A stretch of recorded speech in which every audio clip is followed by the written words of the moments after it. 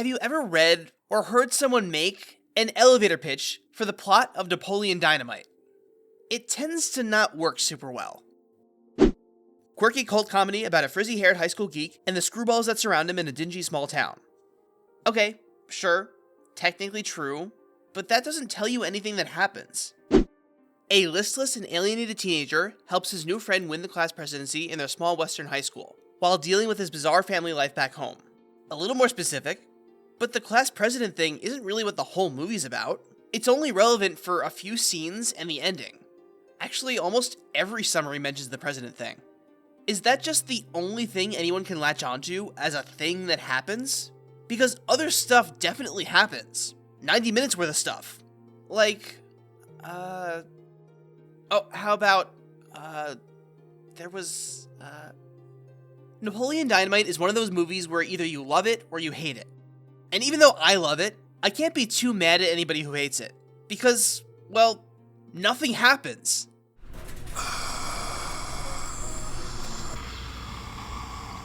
It feels aimless and flat as we watch this goofy kid fumble through life, with no structure, no momentum, and no purpose. That's what it looks like to the untrained eye. The thing is, Napoleon Dynamite is a way more normal movie than you'd think. Hard to believe, I know. But looking past all of this, it still follows the same basic structure of most other movies.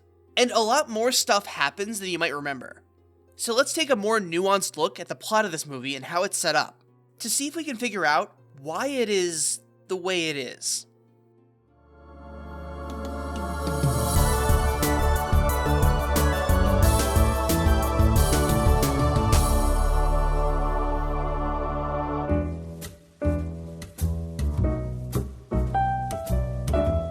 On a first watch, it really seems like nothing's happening in this movie.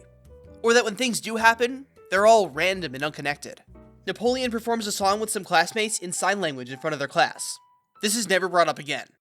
Pedro shaves his head because he got really hot for no reason, so he gets a wig. This is never brought up again. Napoleon gets a job collecting eggs from a chicken coop and drinks raw eggs. This is never brought up again. The movie suddenly cuts to Napoleon in a milk drinking contest where he tells people what's wrong with the milk. This is never brought up again. At the end, Napoleon wins Pedro the presidency by getting on stage and doing a goofy dance, which basically comes out of nowhere and has nothing to do with anything else that happened in the movie up to that point. Nothing feels like it matters. More broadly, Napoleon doesn't seem to have any real goals or drive as a character.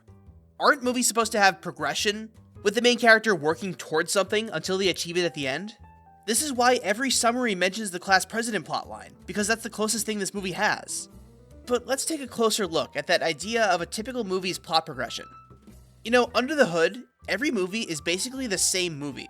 The same things happen in the same order, because just about every movie follows what's called 3-act structure. I made a video all about it way back, but to summarize, Act 1 is the beginning 25%, which is mostly the setup. We see an average day in the life of the main character, and see some kind of problem in their life that they may or may not be aware of. There's some kind of lesson they need to learn to make their life better. This leads into the inciting incident, where the main conflict is introduced, the one the main character spends the whole rest of the movie trying to solve. Act 2 is the middle 50%, where the main character tries to deal with the problem, and has to face off against a series of smaller obstacles, but things generally don't go super well. They're trying to solve the problems the way they always do, but it's not going to work because they haven't learned the lesson yet. The middle of Act 2, and the middle of the movie overall, has some kind of big, important event that raises the stakes and propels things into the finale. Act 3 is the ending. It starts with what's called an all is lost moment. This is when the main character faces some big defeat where they almost give up. But this is when they finally figure out that lesson they've been failing to learn up until now. They figure out what they've been doing wrong, and head into the climax, the big final battle, where they win by applying what they learned. The movie ends with a scene that mirrors the opening, where we see how the main character has changed. Believe it or not, even though nothing in the movie feels connected, Napoleon Dynamite follows this formula to a T. Act 1. We see Napoleon go through a regular day at school. He's awkward, gets bullied, tends to make stuff up, and doesn't really get along with anyone in his life. He's pretty openly miserable. How was school? Worst day of my life? What do you think? People are mean to him, but a lot of his unhappiness is self-inflicted. He doesn't have any confidence, and he needs to find people who like and respect him for who he is. The inciting incident is when his grandma gets hurt, and Uncle Rico comes to live with him. Maybe this doesn't register as super important, but Uncle Rico is the main antagonist, even if he doesn't always feel like it. This comes in combination with him meeting Pedro and Deb, creating a shakeup in his usual routine. In Act 2, Napoleon tries to push himself out of his comfort zone and find his people. So he asks Trisha to the school dance, and helps Pedro ask out Summer, not yet understanding that he doesn't have to chase after the popular girls. Deb is right there, and they both obviously like each other. I see you're drinking 1%. Is that because you think you're fat? Because you're not. You could be drinking whole if you wanted to. And all the while, Uncle Rico is there messing things up for him, forcing Trisha to say yes to the dance, promising to drive him there and then bailing on him, and generally embarrassing him in front of everybody. Get some Pampers for you and your brother while you're at it. The midpoint is the dance, where Trisha abandons him, and everything he was working towards was a huge bust. But this is also the scene where Pedro decides he wants to run for president. He, Napoleon, and Deb spend most of the second half of Act 2 working on that. But it still doesn't go so well, because they're not in touch with the student body enough to understand how to run a good campaign. And Uncle Rico's still there messing things up, ruining his reputation even further by trying to sell breast enhancements.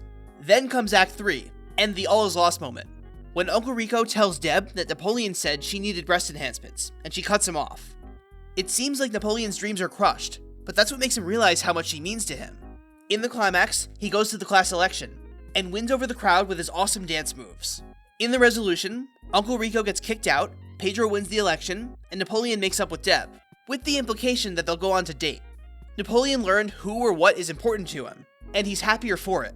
So yeah, this movie is, at its core, the same as every other movie. There's progression, obstacles, and a character arc. So why is it that when you're watching it, it feels like nothing's happening? Well, just like any performance, it's all in the presentation. This movie takes pretty standard plot beats and intentionally sucks all the momentum out of them, creating an emotional flatline. The most obvious way it does this, I think, is the acting. Most of the characters don't ever emote.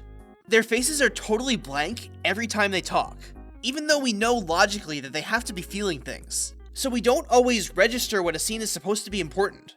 You see that girl over there? She's pretty good looking. Do you dare me to go talk to her? Sure. Before, I mentioned that Rico never feels like the main antagonist, even though structurally that's the role he fills. That's because Napoleon talks to him in the same lightly pissed off tone as everyone else he doesn't like. Kip, his grandma, the school bullies, even Deb when they first meet. This is pretty much the worst video ever made. You know what, Napoleon? You can leave. You guys are idiots. I told you I spent it with my uncle in Alaska hunting wolverines. I already made like affinity of those at scout camp. Kip hasn't done flipping anything today.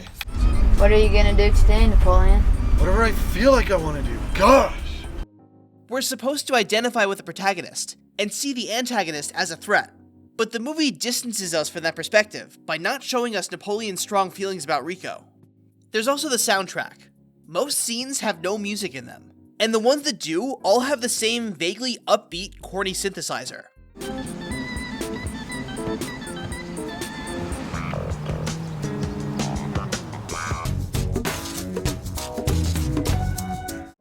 In a normal movie, the music swells when something exciting is happening to let us know it's a big deal. That doesn't happen here. Even when there's a diegetic song playing, it's not relevant to the emotion of the scene. The camera work doesn't do much either. Almost everything is shot the same way, plain, unmoving, and head-on. No fancy flourishes to give any one scene extra impact. But the main reason why it feels like the plot never moves is in the editing and the pacing. The way the movie moves from scene to scene makes it hard to distinguish when important events begin and end. Take a look at this section. This is near the beginning of the movie, after Napoleon gets home from school. He comes inside, and his grandma tells him she's going out, and leaving him and Kip alone for the night. She tells Napoleon to feed Tina, their pet llama. This leads Napoleon and Kip to argue about who does what chores, and Kip talks about how he's training to be a cage fighter. And they slap fight for a second before Deb rings the doorbell. She tries to sell Napoleon glamour shots and keychains, while Kip sits on the couch and sees a commercial for Rex Kwon Do. He hears what's going on outside and makes a random mean comment out the door, which makes Deb upset, so she runs away and leaves all her stuff on the porch. Napoleon goes to feed Tina, which, by the way, All movie, he keeps feeding her meat, even though llamas are herbivores. Tina, you fat lard, come get some dinner. Tina, come get some ham. Then Kip asks Napoleon to pull him into town to go see what Rex Kwon Do is all about. They do the trial lesson and decide it's dumb and leave. So they go back home. Cut to Napoleon taking Deb's stuff to the bus stop the next morning, where he says hi to Lyle across the street, and Lyle shoots a cow in the head right as the school bus pulls up. That whole sequence was about 7 minutes. How much of that actually moved the plot along? Let's see. Napoleon meets Deb, and his grandma establishes that she's going out to set up the dirt bike scene for later. That's it. Basically everything else is filler. Rex Kwon Do takes up a lot of time considering they don't even take the class, and Rex only shows up in one other scene. There's more to it than that, but let's focus on the editing for now. In these 7 minutes, there were technically a few separate scenes, but the scenes flow so directly into one another that it never feels like a scene starts or ends. Napoleon's grandma tells him to feed Tina, and then it shows him going outside to feed Tina. It doesn't cut straight to the dojo. It shows Kip asking Napoleon to take him, and then them going back. It doesn't cut or skip over much. But then this transition cuts from the afternoon to the next morning so abruptly that you can't even tell how much time has passed until the school bus shows up. The whole movie is edited like this. Scenes go out of their way to physically show every transition, which creates the sensation that no time has passed. When it does cut to a new location, it continues a conversation or an objective directly from the last scene, so it never feels like a scene actually ended. Did you ride the bus to school? No. I ride my bike. What kind of bike do you have? It's a sledgehammer. Dang! It all creates the feeling that we're being shown everything, not just the interesting parts. Until it cuts to some random one-off scene that never comes up again, killing any momentum that was building up. A movie usually tells us how to feel. It gives us signals to tell us how we're supposed to react. But Napoleon Dynamite throws out all of that to present everything that happens as neutrally as possible, making the movie as a whole feel like just a collection of deadpan jokes barely strung together. When you're watching this movie, especially for the first time, and especially if you don't think it's funny, it feels like we're just watching this kid live his life. A weird life, but one that's aimless and repetitive, just like most people in the real world. And that makes you miss just how important some of these supposedly boring, empty scenes are. Because every scene in Napoleon Dynamite has a purpose. Even if it doesn't move the plot along, any given scene advances the theme and the structure of the story. So let's go through some of the scenes that I've already mentioned felt kind of pointless, and explain what their point really was. We'll start with the Rex Kwon Do scene. Yes, Napoleon and Kip never go back there, so it seems like a waste of time. But it's the critical starting point for the themes and lessons of the story. This is from Act 1, which, if you remember, is when we see the main character living their life with something wrong. They need to learn a lesson. Traditionally, there's a moment in Act 1 called the stating of the theme, where a character pretty much says the lesson, even if the main character isn't ready to hear it yet. Napoleon is a loser with no confidence, no self-respect, and nobody in his corner. Rex is a buffoon, but he does, indirectly, give Napoleon the exact lessons he needs to learn and is going to learn during the story. Rex gives 3 statements of advice for how to live the Rex Kwon Do lifestyle, and Napoleon takes all 3 of them to heart. Even if he never reacts outwardly to anything he hears, based on his actions later, you can tell Rex's words are on his mind even days later. The first one, have someone you can count on. Rex Kwon Do, we use the buddy system. No more flying solo. You need somebody watching your back at all times. Napoleon needs friends, people who actually support him, not tear him down like everyone else around him. The next day, he talks to Pedro and repeats Rex's words verbatim. So me and you are pretty much friends by now, right? Yes. So you got my back and everything? What? Never mind. The second one, dress to impress. Do you think anybody wants a roundhouse kick to the face while I'm wearing these bad boys? Forget about it. Napoleon takes this literally, and for the rest of the movie, the idea of dressing up in fancy clothes becomes a big motif. But it doesn't help, because it was never about the clothes. It's about the self-confidence the clothes bring. The surface-level confidence boost of a nice suit needs to make its way down deep into how he sees himself. Third, My students will learn about self-respect. Do you think anybody thinks I'm a failure because I go home to Starla at night? Forget about it. Napoleon gets stuck on the hot wife part of that speech, which is why he and Pedro get so fixated on getting dates to the dance. But the important thing is to get the self-worth to believe he's worthy of love. Act 2 is where the most random seeming stuff happens. I listed off a bunch of scenes before, where a thing happens and never gets brought up again, and all of them were from Act 2. But again, every scene here does have a purpose, and they're mostly tied together by the same idea. Napoleon is trying new things to boost his confidence and his status, but it doesn't work, because he hasn't internalized the idea that he's worthy of respect, and because Uncle Rico is sabotaging him at every turn. Look at the egg collecting scene. Napoleon goes to this because Kip and Uncle Rico are making money selling stuff, and they tease him about how he should get a job. Napoleon, looks like you don't have a job. I'm gonna tell you something right now. While you're out there playing patty cake with your friend Pedro, your Uncle Rico making $120. I can make that much money in 5 seconds. So he does, wanting to prove that he's capable like them. But it doesn't work. He hasn't learned the lesson yet. He's still trying to prove himself to Kip and Rico, even though they don't really care about him. They don't have his back. Or how about the scene where he performs a song in ASL with the school club? Plot-wise, this scene introduces Trisha, the girl Napoleon asked to the dance. That's her right there. But also, we hear later that Napoleon thinks he needs to impress girls with skills to make them like him. I don't even have any good skills. Nunchuck skills, bow hunting skills, computer hacking skills. Girls only want boyfriends who have great skills.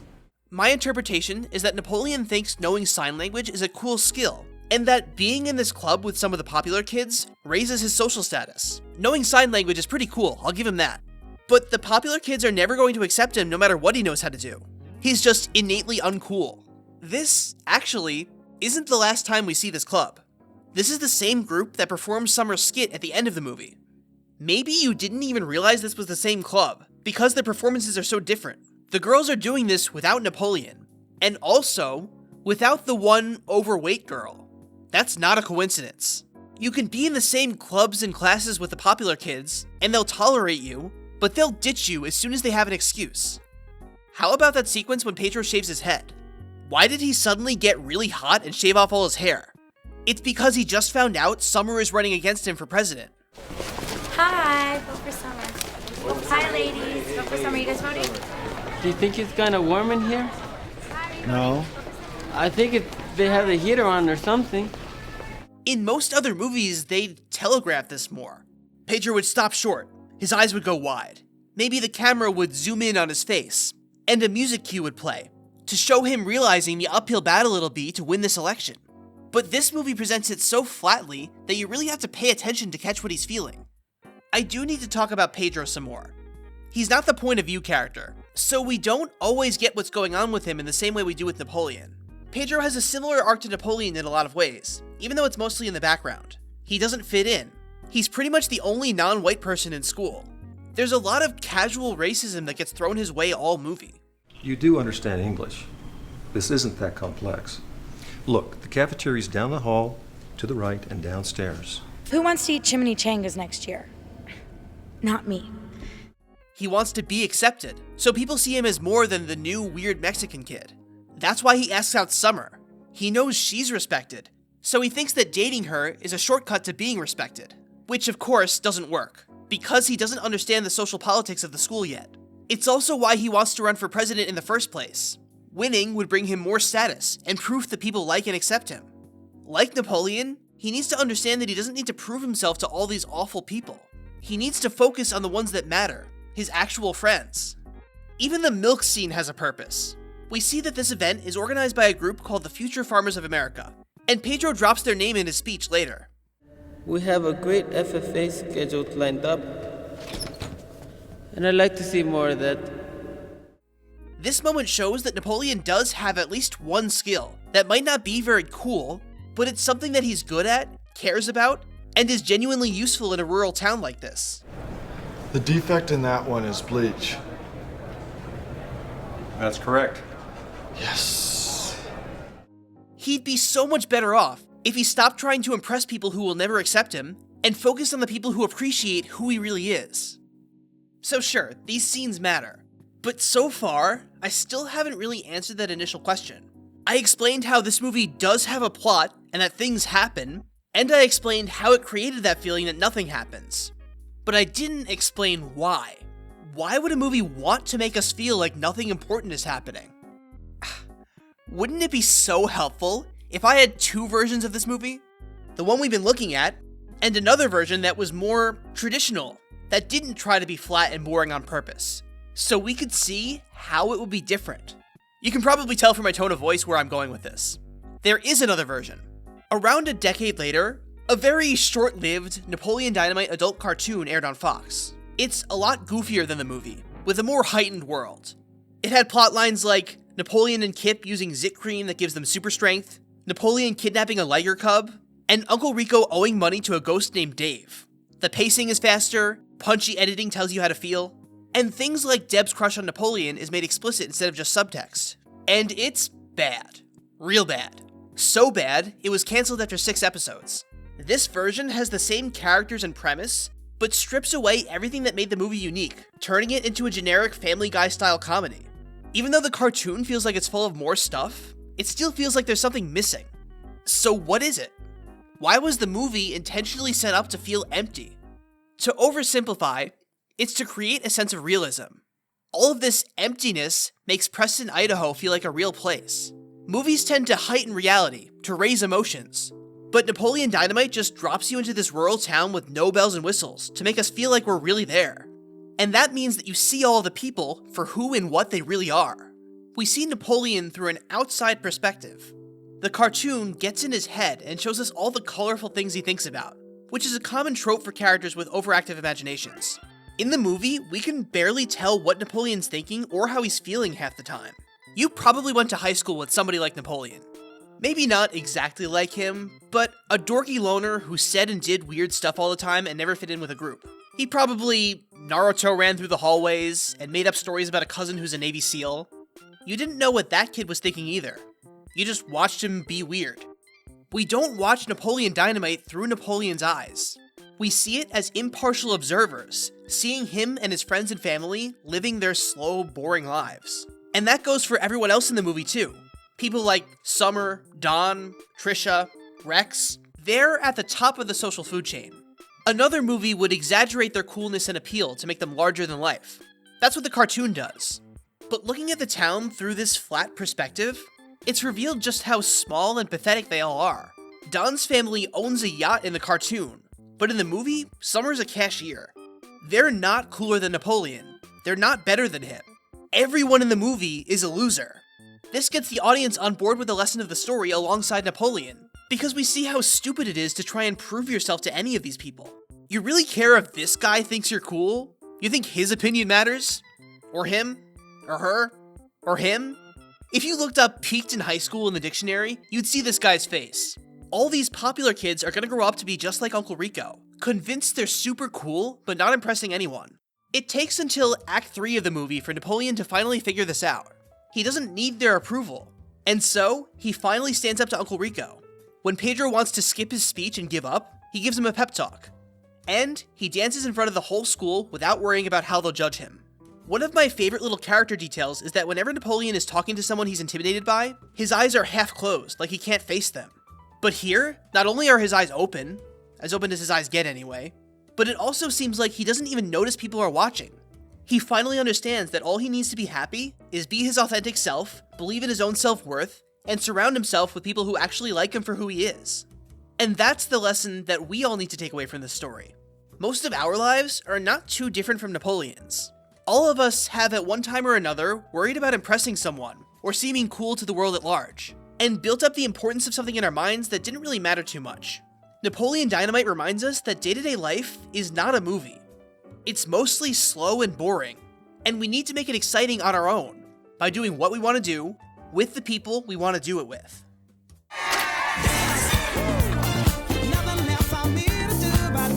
It's a trap! He's trying to dance his way into our hearts!